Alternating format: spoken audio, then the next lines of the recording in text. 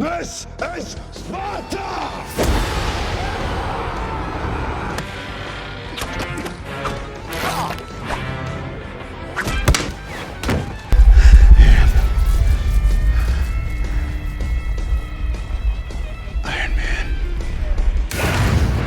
If your first impression in front of your opponent doesn't go that well, you can always make up for it with a last impression. In the case of these entries, I'd say it's a fair trade because today, the TV Regent presents the top 25 finishing moves in the movies. Get down!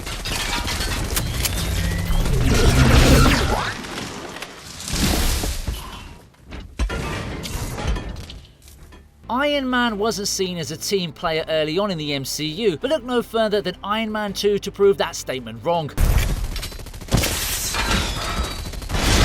The final battle involving Tony Stark, War Machine, and Ivan's Whiplash had a few standout moments, but none surpassed the finisher move involving a joint laser blast. Technically, it's still Tony's suit doing the job, but hey, you've got to give credit to Rhodes where it's due. Also, I want to highlight how in sync these two were during the whole fight sequence, not just the one with Ivan. It was almost as if we were watching two bros playing Call of Duty together.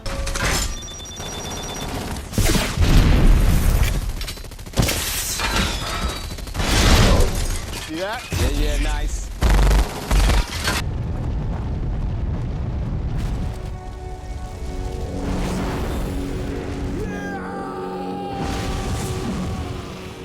People often say that your fate is in the palm of your hand, but I'm pretty sure they didn't have this scene in mind when they said it. Singh using the Buddhist palm technique to finish off the beast was the highlight of Kung Fu Hustle, and it was one of the most visually appealing scenes of 2004 as well.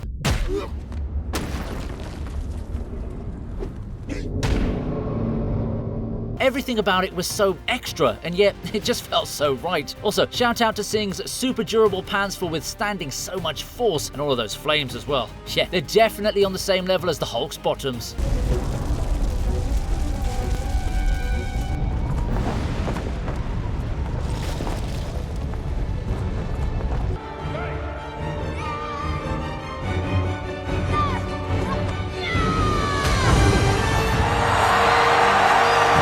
This may not be the OG flick, but it's still a pretty badass takedown. The final battle between Dre and Chen goes exactly like you'd expect it. The good guy struggles in the beginning, only to then awaken some hidden power to win the match with an epic finisher. No hate though, because Dre's final crane kick was classy AF. The swag on display was undeniable, and he totally deserved the W. If only Jaden Smith had stuck to this kind of attitude rather than trying to focus on the economic and political state of the world, maybe he could have actually had a successful film career too.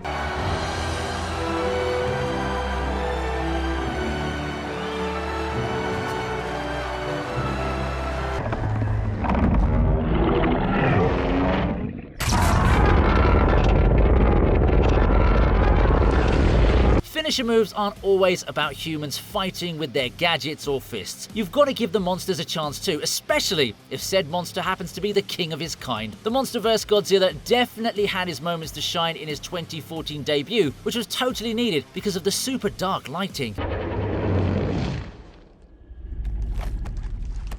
Anyway, the finisher in question is his famed atomic breath, which he uses to deep fry the female Muto to a crisp. Yeah, the way he forced open her mouth to shove it down her throat was freaking brutal. But then again, bro did save the city from a nuclear beast, so we'll let the savagery of it pass.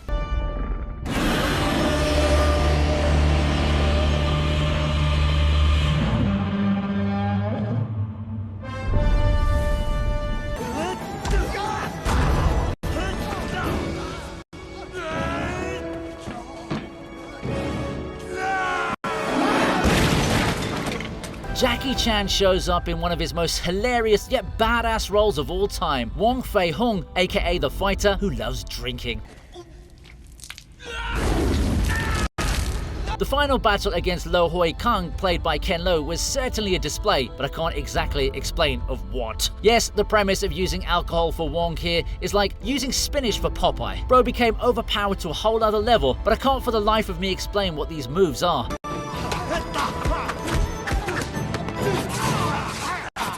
They look like a mixture of martial arts, Zumba, and maybe some snake dancing. Point remains though, that Wong totally owned Kang in this fight, especially that epic finisher move where he simply lifts him up and throws him behind as if he's just taking out the trash.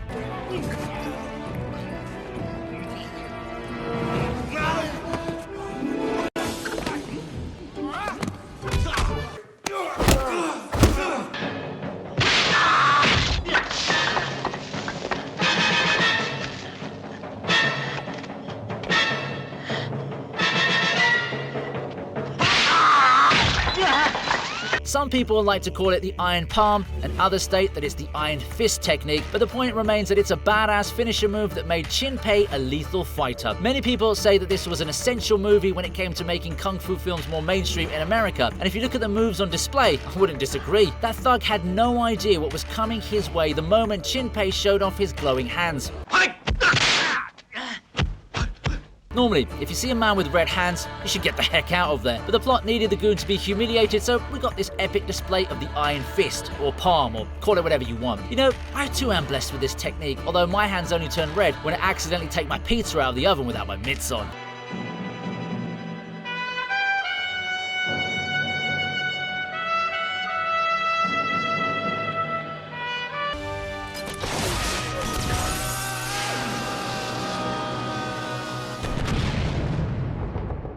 There's something about bold guys that seemingly makes them almost invincible in fights. Just look at the selection we have here. Dwayne Johnson, Vin Diesel, Jason Statham, and here it's Mark Strong as Frank D'Amico in Kick-Ass. This man totally owned Hit Girl in their final battle, as he wasn't even struggling that much despite getting a few good whacks. Meanwhile, Kick-Ass and Red Mist engage in a battle of the nerds, which really doesn't need a lot of explaining because it looks exactly like what a couple of geeks would look like while fighting over a Pokemon card or whatever. The important thing though is that Kick-Ass makes himself of use by saving Hit Girl with a finisher move that anyone would be proud of. Bro launches a freaking rocket straight into D'Amico and it leads to the most beautiful shot of the entire film. Yeah, they definitely put a lot more effort into showing the villain blow up than in anything else during the whole runtime. Hey, why don't you pick on someone your own size?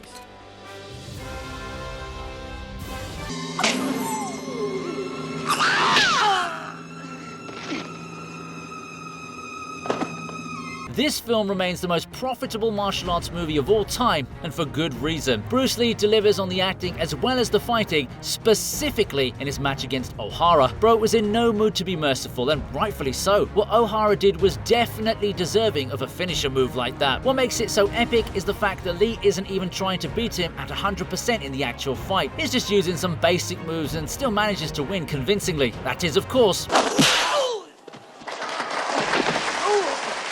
until O'Hara decides to play dirty. Yeah, we totally didn't see that coming from a villain now, did we? Sarcasm aside, the rage in Lee's eyes was quite evident in the way he stomped the life out of his opponent. I kinda make the same face whenever I crush a cockroach too. Maybe I should use this technique to look cooler when I do it next.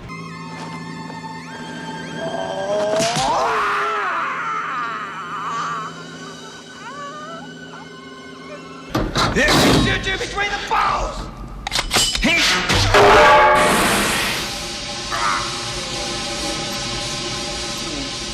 Yep, Arnie's pretty popular for his one-liners, and 1985's Commando clearly provides one of his best ever deliveries as John Matrix. The final battle against Bennett may have looked a bit odd because on the one hand we have Arnold, who was in peak human form, and then on the other hand Bennett looked like he could compete for the ultimate dad bod. Maybe this is why women say they prefer that physique, but anyway, the main point here is that John manages to land a critical hit by throwing a freaking pipe straight at his opponent, thus finishing him off for good. Yeah, the fight earlier may have been intense for plot purposes,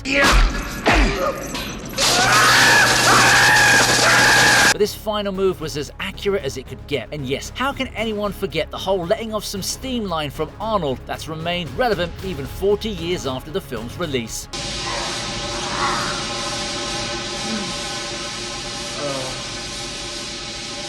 Let off some steam, Bennett.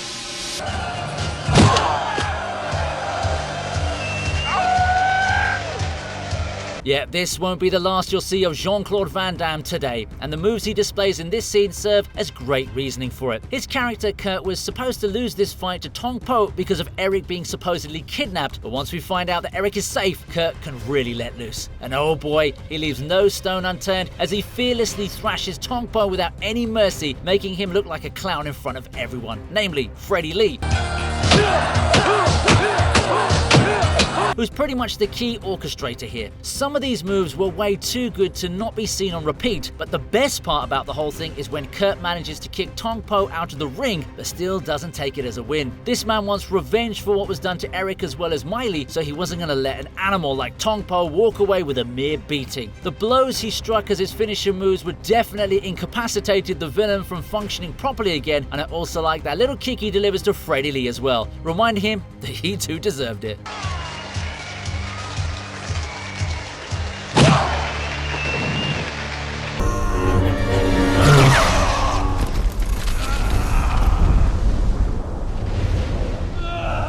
Oh man, this scene just makes me feel so bad about the whole relationship between Obi-Wan Kenobi and Anakin Skywalker. They were so good together for the first couple of prequel films, but after seeing the OG Star Wars trilogy, we all knew we were going to be in for some heartache. After finally giving into the dark side, Anakin duels with Obi-Wan in what I consider to be the heaviest battle of the prequel trilogy. I mean, we were rooting for Anakin up until now, so to see him fight against the man who was there for him right from the start was actually really tragic. It was a long, drawn-out battle, but at no point did the audience ever feel like leaving their seats. And yes, It's over, Anakin!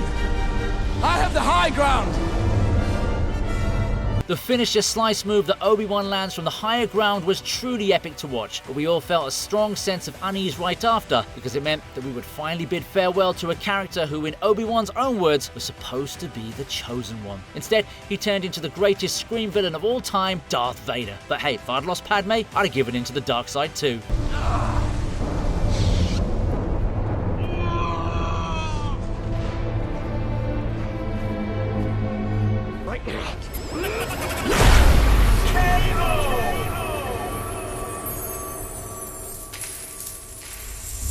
Oh, please take me back to the good old days in 2010 when everything was so much better and less dramatic. It was also the year when Scott Pilgrim vs. the World was released, a cult classic that gets a lot of things right, especially when we consider the modern world. The final battle between Scott and Gideon was epic, with involvement from Ramona and Knives as well. Side note, if a guy like Scott can get a couple of baddies like Ramona and Knives, then there's hope for all the men of culture in the world. Back to the grand finale though, a combination of comic book and video game graphics certainly enhanced the vibe of this fight, but the takeaway easily remains Scott's finisher kick that ends up disintegrating Gideon. Yeah, imagine landing a strike so deadly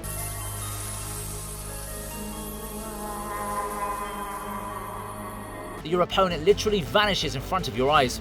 You know, I may not have even included this clip in today's video had it not been for the uber cool graphics. It was a great choice by the director as it made the scene unique. But yeah, that kick is still fresh in my head as if I just watched the movie in the theaters yesterday.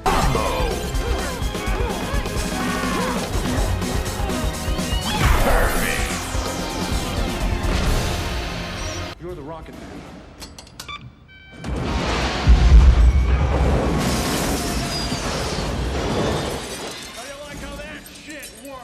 Well, how about that? Death by Rocket makes a second appearance today. It might be a bit mean-spirited to show this after having lost Tony Todd, but I'm sure he liked this scene too. Rest in peace, my man. Now, we all may know Nicolas Cage as Hollywood's favourite madman, so it does come as a surprise to see him play a doctor named Stanley Goodspeed. However, he doesn't dial the crazy at all, especially when he's up against Todd's character, Captain Darrow. They don't really fight as such in this scene, but instead, they discuss their love for Elton John. Well, at least Stanley does, because Darrow doesn't have any interest in Elton's discography. That's when Nick Cage activates his rage mode and launches a freaking missile at his opponent. That too after hilariously calling him the Rocket Man. Man, I really wish we got to see Tony Todd play more roles like this because he was killing it as Darrow up until he got himself killed. While it does seem to be a bit extreme, you know, with the whole missile usage, I personally think it's a great gesture from Dr. Stanley to show the world how to get rid of the freaking Candyman.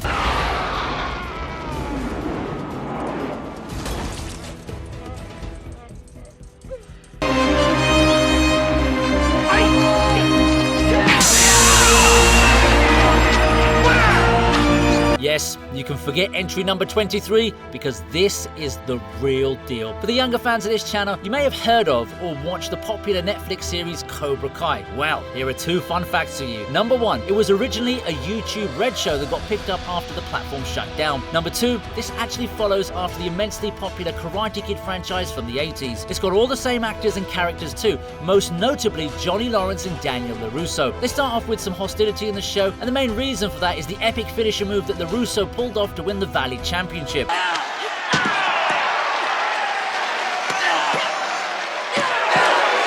It's a crane kick that may look like some funny yoga pose, but it completely takes Johnny by surprise and gives LaRusso the decisive point which crowns him as the champion. Just look at Mr. Miyagi's face here.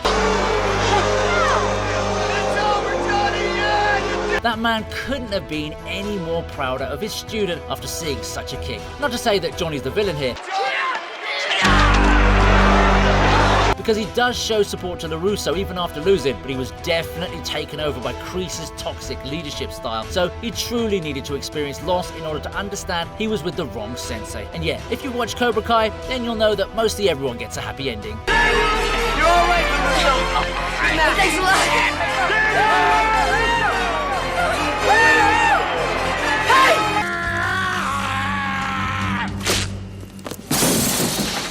Keep the faith, Stranix.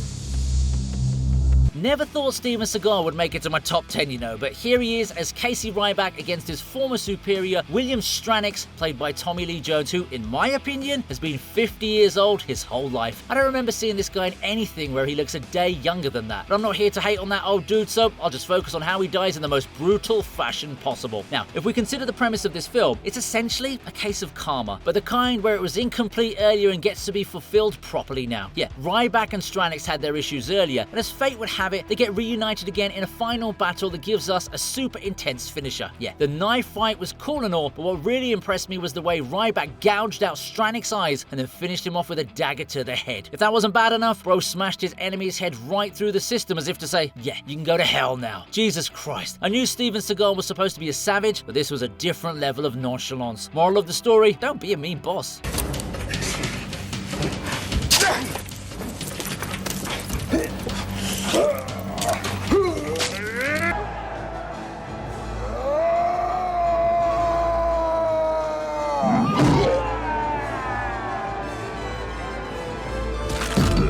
This is a nice one, because it's technically got 3 moves, all of which are supposed to be finishers, but are forced to be put in together because of the villain's plot armor stating that he can't be killed. Yeah, he clearly never heard of Jean-Claude Van Damme, who plays Detective Louis Burke in the cult classic Death Warrant. The Sandman is supposed to have this weird kind of legacy where he claims that he can't have his life ended, but Burke makes sure to do that properly, even if it takes him multiple finishers. First up, we have the flying kick that sends him into the boiler room's flames. That in itself is an epic way to come back into the fight, but for some reason, Sandman manages to survive the burns and effectively turns this into Universal Soldier versus Freddy Krueger. Of course, Burke is up to the task as he lands another kick that sends his opponent flying into a valve system. Under any normal condition, this would have been the end, but Sandman comes back for dramatic effect to taunt Blake, but this pretty much happens to be the last straw. The final finisher is quite simple as Burke seemingly pushes his opponent's head into the valve, instantly end him, and the expression he gives right after is befitting of a true champion. Welcome to hell!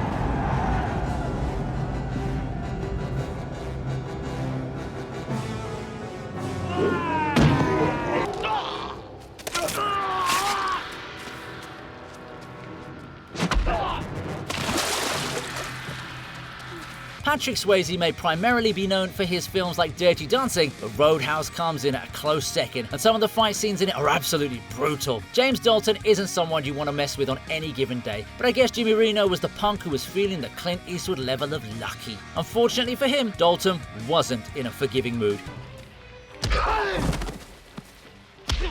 which is why he unleashed such a harrowing finisher on him. I'm not even trying to be dramatic here. The dude actually rips his opponent's throat off, and if that isn't wild enough for you, then I don't know what is. There's actually an old saying that goes, if your opponent refuses to be humbled, then you must destroy him. And this particular sequence illustrates it to the T. Even Elizabeth was shocked by what she just saw, and the fact that Dalton used Jimmy's dead body as some kind of symbolic gesture when he was calling out to Wesley only made it all the more intense. Yeah, this may not have been the final scene of the movie, but it sure as heck surpassed whatever came after it, because there's no way you're topping a literal throat rip.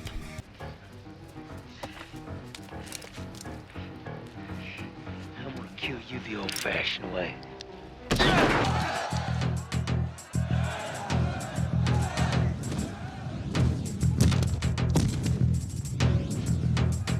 Tony Jaa is never far from the top, and he sure as heck gives us a brilliant finisher move in this grand finale. Bro bent the knee, and it may not have been the way the Mother of Dragons would have liked, but the audience definitely loved it. The final battle from Ong Bak is a dangerous and lengthy one, with Ting facing off against multiple thugs and Saming, who has happened to take some, performance enhancers. His buddy Humle also assists him, but as expected, it's Ting who does most of the heavy lifting. He manages to beat everyone, including Saming, and he does so with an epic knee drop move that not only finishes off his opponent, but also causes the wooden floor to break due to the impact. Technically, this isn't the end of the scene, because Com Tuan still tries to end Ting. Luckily though, thanks to Humle and a falling Buddhist statue's head, Tony Jaa emerges as the lone victor from this rather lengthy encounter.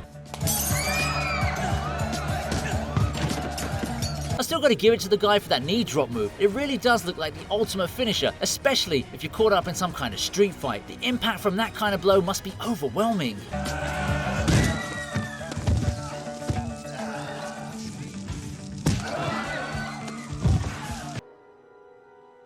This is Sparta! When it comes to Dua Lipa, one kiss is all it takes to fall in love with her. When it comes to King Leonidas, he only needs one kick to kick off a whole war against Xerxes. There's no fight scene involved here, as it's more of a tense situation being caused primarily by the presence of the Herald. He's not only supposed to be a messenger, but the way in which he speaks to Leonidas is more than enough to confirm what he thinks of the Spartans and how confident he is in Xerxes. Madman. You're a madman. Earth and water. Of course, our boy ain't gonna stand there and take the insult, so he proudly declares "This is Sparta," and kicks the Herald into a pit of nothingness. Yeah, it sure as heck is a finisher move, because I didn't see anyone coming out of that one alive. But honestly, it's Zack Snyder's direction and creative choices that elevate this moment to a much higher point than it should be. I mean, it's at number 6 on my list for crying out loud. That in itself should prove my point. When people think back to this movie, there might be 1 or 2 fight scenes that they'll remember immediately, but this particular moment will also pop up in their heads. That's mainly because it creates such an atmosphere for the audience that they'll find hard to forget. Plus, it's probably got the most iconic line of the entire movie.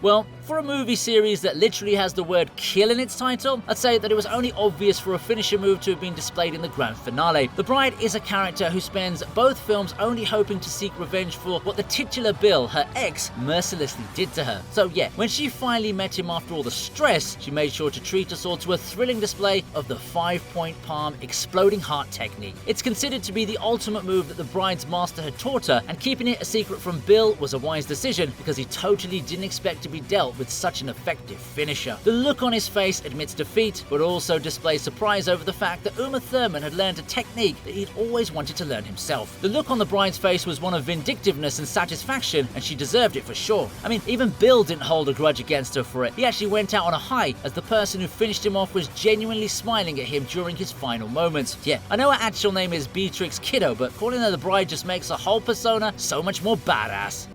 Plan A taught you the 5-point palm exploding heart technique. Of course he did.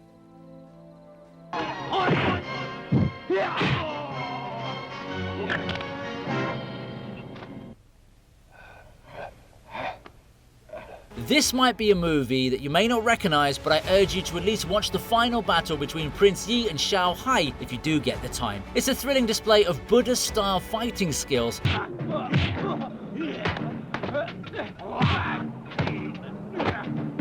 and some ferocious kicking by the prince, who's played by the renowned Korean kicker Hwang Jan-lee. I mean, seeing this fight alone will make you realize how lethal his kicks can get. But the focus is on Xiao Hai, who's played by Mang Hui. The finisher move is applied after Bro gets a little extra support from his buddy, but I'd say that's fair considering the amount of fighting he had to do before facing Prince Yi. Plus, there's no way he was going to win unless he managed to hinder his foot movement. Anyway, the spear hand attack that Xiao Hai unleashes right at the end is super brutal and seemingly ends up taking Yi's life. Yeah, it may not look like that in the movie, but from whatever I could find online, that's pretty much what happens. I guess that's why they're called finisher moves, eh? All in all, if you can ignore Yi's excessive laughing, this is a brilliant display of a fighting style that's not talked about as often as it should be.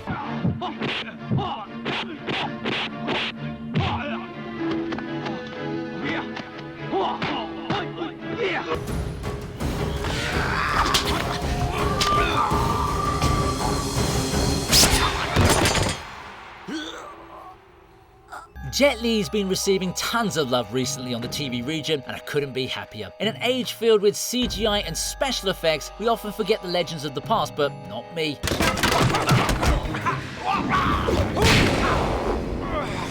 Fist of Legend is one of many movies that's proven Jet Li's legacy, but this final battle between his character Chen Zhen and Bill Chow's General Fujita is pure entertainment.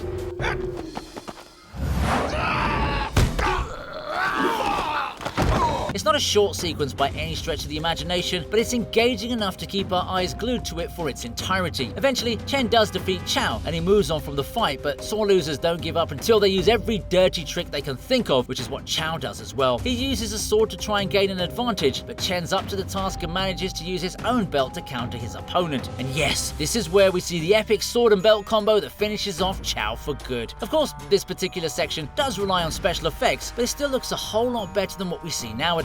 It's a bit too intense for my liking, but hey, when an opponent refuses to accept defeat, there's only so much you can do to avoid killing him.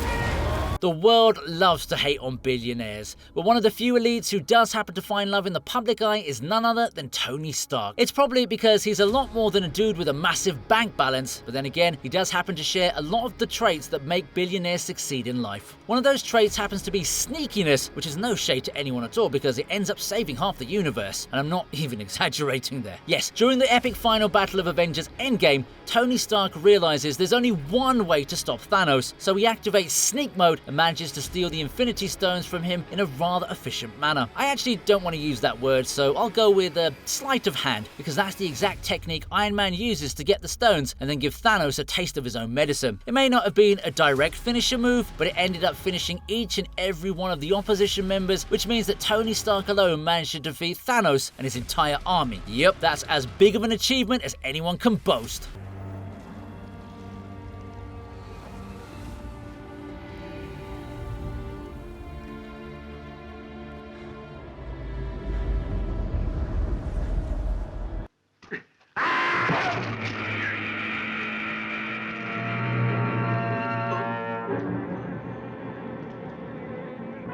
Are we really surprised to see a legend like Bruce Lee at number 1? Not at all. But we do have to admit that this particular sequence hasn't found a lot of love in my recent videos. It's quite surprising too, because the finisher move here is way too phenomenal to be overlooked. Bruce Lee's character Cheng is already an S-tier badass, but this final battle elevates him to levels way beyond anyone else's comprehension. Like, the dude was already dominating the battle with such ease, but when the dagger came out, he somehow managed to make himself look even more superior. That mafia boss clearly had no idea what was coming to him, especially when Cheng pulled off the ultimate Uno reverse by literally kicking his dagger back into him. Like, how does that even happen from a physics perspective? Anyway, it served as a perfect finisher move, not only because of how it looked, but primarily because it was used as a counter more than anything else. Also, I think I need to highlight how it wasn't the dagger that finished him off, but rather Bruce Lee's inescapable fingers. The dude doesn't even need a whole set of fighting gear to get the job done. His fists of fury are sufficient for the job. Yeah, this man was an absolute beast when it came to fighting.